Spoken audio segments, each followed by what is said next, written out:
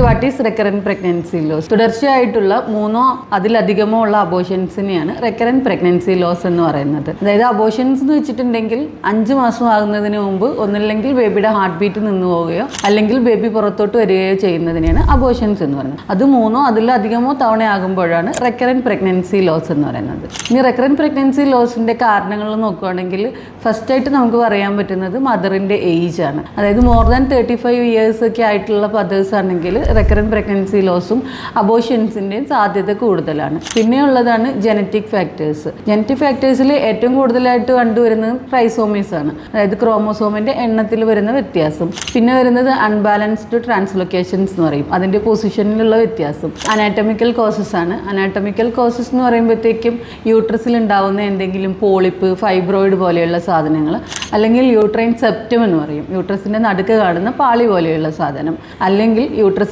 സെർവിക്സിനുണ്ടാകുന്ന ബലക്കുറവ്. Recurrent pregnancy loss ഉള്ള 50% ആൾക്കാർക്ക് നമ്മൾക്ക് പ്രത്യേകിച്ച് ഒരു കാരണമൊന്നും കണ്ടുപിടിക്കാൻ പറ്റാറില്ല.